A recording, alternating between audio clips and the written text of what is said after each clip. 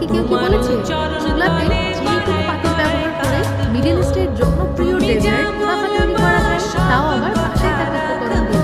প্রথমেই লাগছে দুটো পরিমাণ লেবুর দানা, সাথে মনে করতে ব্যবহার করেছি গুঁড়া দুধ, দিয়ে দিলাম চিনি প্রায় হাফ কাপ মতো, সাথে আরও লাগছে কর্নফ্লাওয়ার আটা 1 টেবিল চামচ ব্যবহার করেছি, আর দিয়ে দিলাম ছানা। ব্যাস আর কিছুই লাগবে না, সবকিছু উপকরণ ভালো করে মিক্স করে চুলার জালটা অন করে দিব। যখন এই ক্রিমটা রেডি হয়ে যাবে চুলা থেকে নামিয়ে নিচ্ছি। এখন দেখতেই পাচ্ছেন আমি নিয়েছি লাচ্ছা সেমাই, আর লাচ্ছা সেমাইয়ের সাথে আমি কতগুলো বিস্কিট ব্যবহার করেছি, এতে করে বাইন্ডিংটা খুব ভালো হয়। সাথে ব্যবহার করেছি 2 থেকে 3 টেবিল চামচ মতো বাটার। সবকিছু মিক্স করে মেখে নিব।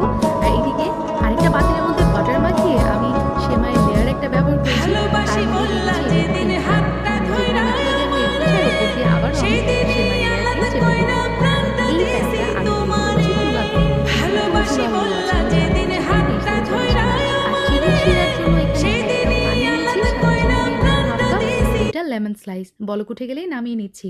এদিকে আমাদের কুনাফাটাও একদম রেডি।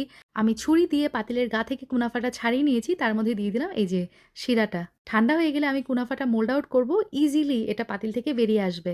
এক কথায় বলতে গেলে পৃথিবীর যত সহজ রেসিপি আছে সবকিছু পেয়ে যাবেন হৃদয় ফেরদৌস খান চ্যানেলে। আসসালামু আলাইকুম।